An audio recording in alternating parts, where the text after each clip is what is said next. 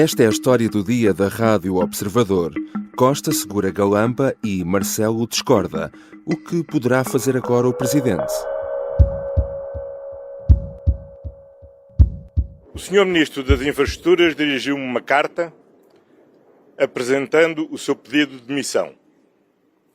Tenho consciência que a demissão do Ministro das Infraestruturas tem sido insistentemente reclamada, creio que por unanimidade de todos os comentadores e pela generalidade dos agentes políticos. Trata-se de um gesto nobre que eu respeito, mas que em consciência não posso aceitar. António Costa garante que não gosta de novelas, mas o guião deste governo tem sido fértil em tramas e a última surpreendeu o país. O mais recente episódio trouxe-nos relatos de uma rixa no Ministério, um computador portátil com documentos classificados recuperado a meio da noite pelo Serviço de Informações de Segurança e um primeiro-ministro que, no meio de tudo isto, estava num fim de semana prolongado em Itália. Só isto já bastava para ficarmos pendurados para assistirmos ao episódio seguinte, mas o episódio desta terça-feira ainda trouxe o grande volte-face, o pedido de demissão do Ministro das Infraestruturas, João Galamba, que António Costa não aceitou. O Presidente da República reagiu pouco depois, afirmando, através de uma nota da Presidência, que não concorda. O que é que explica esta decisão inesperada do Primeiro-Ministro? Até quando vai António Costa conseguir aguentar o governo sem uma remodelação profunda? E até onde pode ir agora o braço de ferro com o Presidente da República? São questões para a conversa com Rui Pedro Antunes, editor de política do Observador. Eu sou o João Santos Duarte e esta é a história do dia.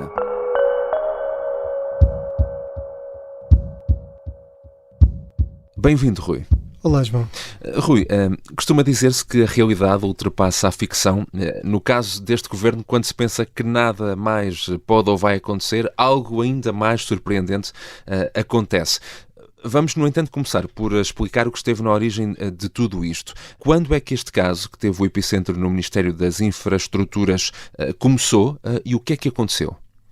Bom, aqui há um pouco de versões contraditórias, mas aparentemente o Ministro diz que o adjunto não lhe disse antes que tinha umas notas sobre a célebre reunião secreta com a CEO da TAP e um deputado do PS, e depois, um deputado do PS, que era para ser com a bancada do PS, e depois, na tese do adjunto, ele sempre falou nas notas e não as tinha escondido, e queria muito que as notas chegassem à Comissão de Inquérito e o Ministro tentou impedi-lo e foi essa a razão da cisão entre ambos. O que acontece é que no dia 26 de Abril o adjunto acabou efetivamente exonerado e depois foi ao Por telefone, não é? Exatamente, por telefone, porque João Galamba estava em Singapura e foi ao Ministério tentar recuperar o computador e houve toda a história de ter agredido as outras adjuntas do gabinete, no caso uma chefe de gabinete, uma adjunta, etc. E toda essa confusão que foi digna de uma novela, para utilizar uma expressão que o próprio Costa utilizou, não é? O próprio Primeiro-Ministro utilizou. Exato. O caso envolveu também, a dada altura, o SIS, na recuperação desse computador, então, que o ex-adjunto do Ministro levou para casa. Andámos aqui 3 dias entre Galamba dizer que tem todas as condições para continuar, até Galamba, na noite desta terça-feira, apresentar a demissão. Que razões apresentou nesse comunicado? Bom, o que João Galamba diz é que não fez nada de mal, ou seja, isto foi uma demissão a João Galamba, não seria certamente surpreendente com o que se passou, sabendo o que se passou a seguir. Ou seja, o que é que diz o comunicado? Que ele não fez nada de mal, que não cometeu nenhuma ilegalidade, que agiu sempre em nome do serviço público, que foi vítima de um membro do seu gabinete numa ação que ele não controlou, mas que se demitia para não perturbar a estabilidade governativa e para não causar esse embaraço ao Executivo. Era uma mensagem de despedida que parecia ser assim, mas depois isso acabou por ser contrariado com o facto do Primeiro-Ministro eventualmente não ter tido esse mesmo entendimento. Agora, a primeira dúvida que surge é: alguém acredita que João Galamba fez isto sem António Costa saber e que não sabia já que a seguir a demissão não ia ser aceita. A oposição, ou parte da oposição, fala numa encenação, não é? Porque é muito difícil, de facto, pensar que Galamba se demite sem saber que minutos depois vai ser contrariado, não é? Claro, 15 minutos depois tinha obviamente de ser tudo combinado. Aliás, o Primeiro-Ministro, em vez de demorar os 20 minutos habituais, e nós sabemos que Carlos Moedas tem a cidade em obras e Lisboa tem um trânsito muito difícil, mas o tempo de ter demorado quase uma hora a chegar a São Bento foi tudo propositado para combinar certamente esta situação. É claro que, já que António Costa diz que não vai escrever nenhum livro de memórias, depois nunca vamos saber isto de forma detalhada eventualmente, vamos tentar saber de forma jornalística para contar a história, mas também percebe-se aqui que muito dificilmente isto não foi tudo uma combinação entre o Ministro das Infraestruturas e o Primeiro-Ministro, porque vamos lá ver. Se Frederico Pinheiro esteve sequestrado, segundo o próprio, dentro do Ministério, teve que atirar uma bicicleta contra um vidro, que foi um dos casos que falávamos aqui há pouco. Agora, o Primeiro-Ministro não pode sequestrar um Ministro e dizer: olha, eu não aceito a sua demissão. Que tipo de motivação é que tinha uma pessoa que queria sair de um sítio e o obrigam a ficar? Obviamente que isto foi combinado e, portanto, se a encenação era suposto fingir que não tinha sido combinado e que intuitivamente António Costa decidiu na altura assegurar João Galamba, parece-me que essa tese não cola. Isto parece-me mesmo que foi combinado. Foi um caso rocambolesco. Vamos ouvir o que disse também o Primeiro-Ministro sobre este caso. O noticiário político do país tem sido marcado nos últimos dias por um deplorável incidente ocorrido no Ministério das Infraestruturas, que é, a todos os títulos, deplorável. Em nome do Governo, quero apresentar desculpas aos portugueses. Trata-se de um incidente de natureza excepcional, mas que fere o dever do Governo contribuir para o prestígio e credibilidade das instituições. Na declaração que fez ao país, na noite desta terça-feira, António Costa classificou todo este incidente como deplorável, tendo posto em causa a confiança nas instituições. Ora, isto é uma coisa muito forte, não é? Colocar em causa a confiança nas instituições governativas, mas se foi assim tão grave, então como é que o Primeiro-Ministro recusa a admissão de João Galamba, não é? Que motivos é que invoca para recusar essa demissão? Sim, António Costa começa por dizer que é deplorável e pede desculpa aos portugueses. Houve muitas outras circunstâncias em que o Primeiro-Ministro, ao longo da governação dos últimos 7 anos, foi forçado a pedir desculpas e parece que tinha que se benzer 10 vezes antes de pedir desculpa e resistia muito a pedir desculpa. Desta vez pede desculpa aos portugueses, mas depois de dizer tudo isso, depois de horas antes desse momento, no dia anterior, embora se possa falar em horas antes, na chegada ao aeroporto, ter dito que uma coisa era a responsabilidade individual do Ministro, outra coisa era a imagem do Governo e tinha sido afetada, a maneira que António Costa tem de resolver isso é manter o Ministro em funções. Tudo isto é muito estranho e, portanto, por um lado é deplorável, mas vamos manter como está. Ora, obviamente que, estando afetada a credibilidade do Governo, era preciso tomar uma decisão. E a decisão não era: eu agora assumo, não estava bem com a minha consciência. Isto não é uma questão da consciência de António Costa. Isto é uma questão de interesse público, de interesse do Estado, de interesse para o país. E António Costa fez depender uma decisão, se não do seu humor ou da sua preferência, da sua consciência. Portanto, a partir deste momento, não temos um país ou um ministro que está no cargo por uma forma racional, mas por uma questão de consciência do Primeiro-Ministro, que no dia a seguir se ia sentir muito mal porque afastou um ministro que, no entendimento dele, não teve nenhum ato individual que prejudicasse de forma deliberada o Governo. O que é certo é que a imagem pública do Governo já estava e António Costa, entre a sua consciência e a imagem do Governo, preferiu estar bem com a sua consciência. Quem foi rápido a reagir foi Marcelo Rebelo de Sousa, que não concorda com esta avaliação do Primeiro-Ministro, mas já lá vamos, porque a partir de agora também as atenções vão estar centradas no que pode fazer a Presidência da República. Antes, uma curiosidade, Rui. Este é um caso inédito de um Primeiro-Ministro recusar uma demissão de um ministro, ou já aconteceu noutros governos? É muito habitual, João, os primeiros-ministros recusarem pedidos de demissão, mas fazem no recato, não dizem publicamente e combinam com os próprios ministros eles não revelarem isso e prometer até, olha, mais tarde deixe de sair. Isto aconteceu com Mário Centeno e António Costa arranjou na altura uma forma de colocá-lo no Banco de Portugal quando fosse a altura de mudar o governador e convenceu-o a ficar, uma altura em que Mário Centeno tentou sair. Já tinha acontecido, por exemplo, com Pedro Passos Coelho, também na altura Vítor Gaspar, pelo desgaste do cargo, tinha tentado sair e ele segurou, mas normalmente isto é feito no recato. O que é que não é normal aqui é ser público que o ministro se quer demitir e o próprio dizer que se quer demitir e António Costa vir dizer não, eu não aceito essa demissão. Porque, vamos lá ver, obviamente quem tem o poder de aceitar e de exonerar e de nomear é o primeiro-ministro. Mas ninguém quer um governante contra a sua vontade. Então o ministro acha que não tem condições e que isso perturba a imagem do governo. O próprio primeiro-ministro acha deplorável e que isso deteriora a imagem do governo. Mas mesmo assim decide manter. Portanto, tudo isto, respondendo diretamente à questão, sim, os casos já existiram, mas não de uma forma frontal. A própria Ministra da Saúde, em determinado momento, também terá pedido ao Primeiro-Ministro para sair do cargo e o Primeiro-Ministro não aceitou já neste novo mandato e depois acabou por mais tarde por sair. Mas nada disto foi frontalmente assumido como desta vez.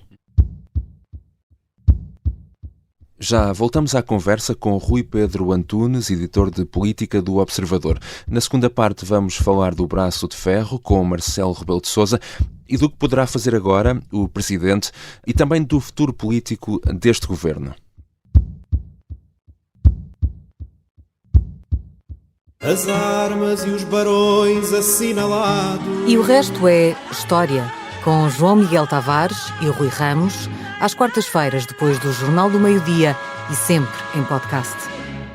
Estamos de regresso à conversa com Rui Pedro Antunes e vamos começar por falar da posição de Marcelo Rebelo de Sousa no meio de tudo isto. Matérias muito sensíveis de Estado são discretas.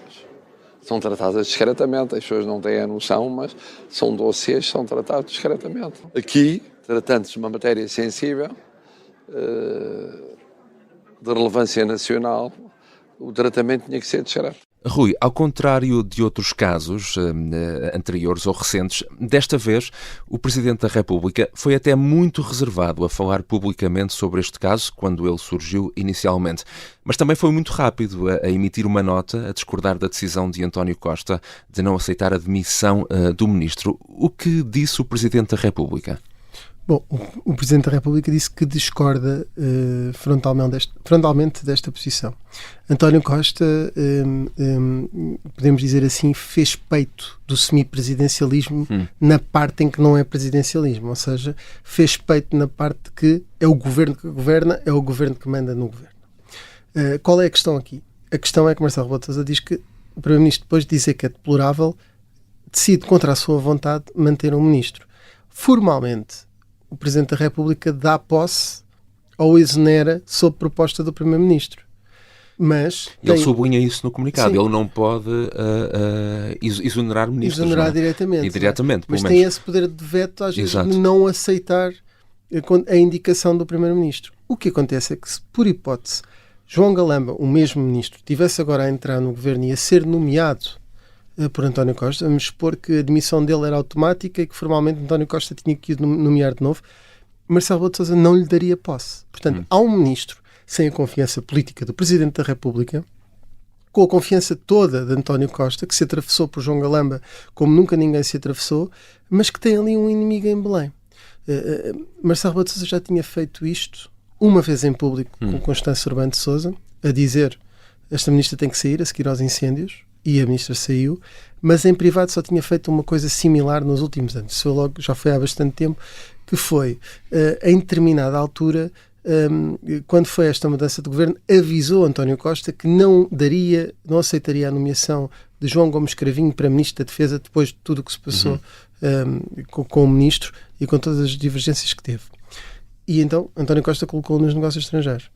Mas, frontalmente, desta forma, está, e podemos dizer isto, está aberta uma guerra institucional entre Belém e São Bento, que vamos ver para que lado é que isto vai ser mais lesivo, se para o Presidente da República, se para António Costa, que quase coincidem nos anos de mandato que têm até ao fim dos seus respectivos mandatos. Não inovar, continuar a não mexer muito, vamos esperar para ver. Se isso funcionar, é uma boa ideia.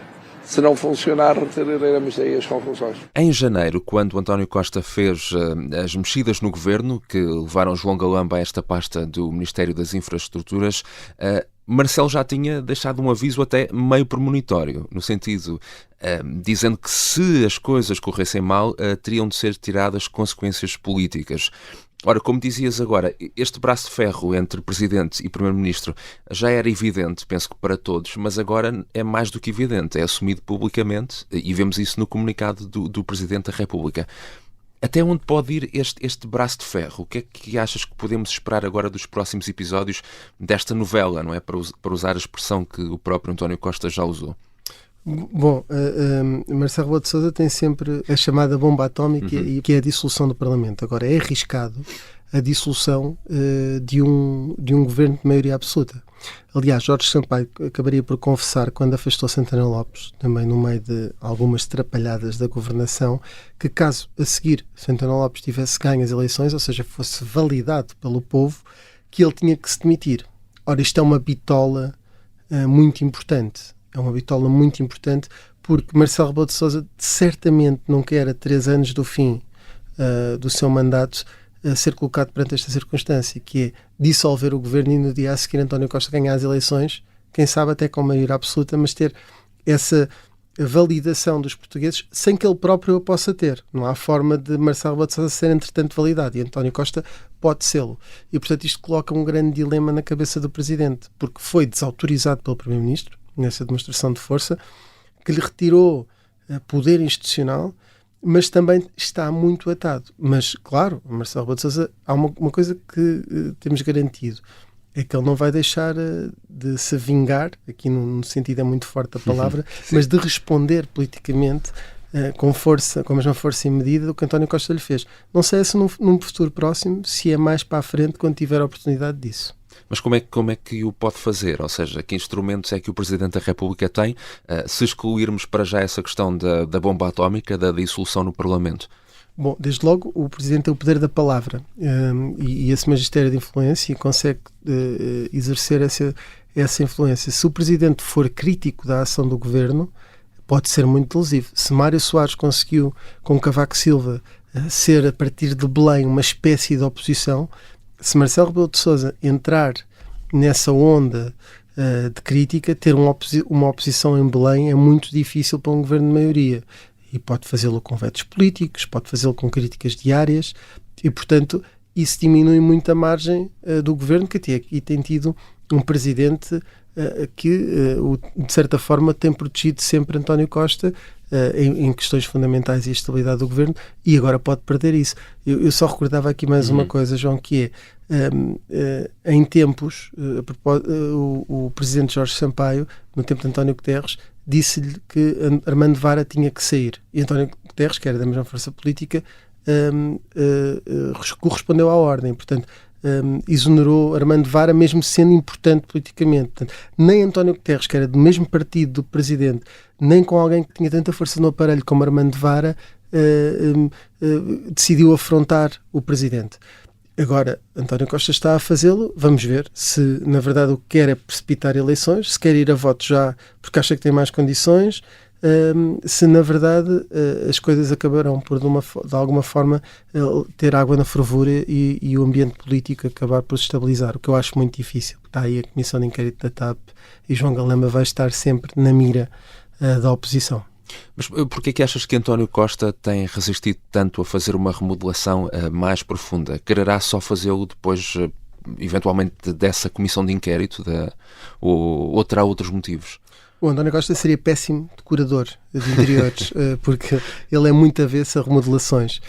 Não sei se ele entende que uma remodelação é, de certa forma, a assunção de um erro próprio. e estar a admitir esse erro, mas ele de facto tem sido muito avesso a essas modulações, porque acha que de alguma forma fragiliza e acha que a continuidade dos ministros no cargo lhes dá algum gravitas político e força às suas próprias decisões. Aquilo que ele acredita agora acaba por ser um bocadinho naif, que é que João Galamba no cargo vai provar que é um excelente ministro. Bom, eu estou mesmo a imaginar que a partir da manhã a rede ferroviária está a funcionar, da manhã daqui a 5 anos, que há TGV para todo lado e que o novo aeroporto de Lisboa está construído. Quer dizer, é o que parece que é o desejo de António Costa. Parece mais um wishful thinking do que outra coisa. Ele também acreditou que João Galamba não lhe daria problemas porque tinha sido um excelente secretário de Estado e ao fim de 4 meses temos aqui uma grande crise no governo provocada por ele. Portanto, acho que António Costa está com muita fé e está a ser o que Marcelo Rebelo de Sousa chamaria irritantemente otimista. Obrigado, Rui. Obrigado eu, João.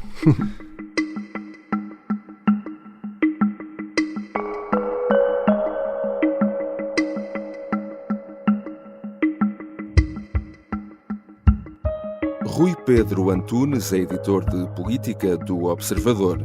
E para quem nos ouve na aplicação do Spotify, deixamos uma pergunta. Marcelo deve ou não dissolver a Assembleia da República? Uma pergunta que lançamos aos nossos ouvintes e que é acessível apenas através do Spotify. Esta foi a história do dia. A sonoplastia é do Bernardo Almeida e a música do genérico do João Ribeiro. Eu sou o João Santos Duarte. Até amanhã.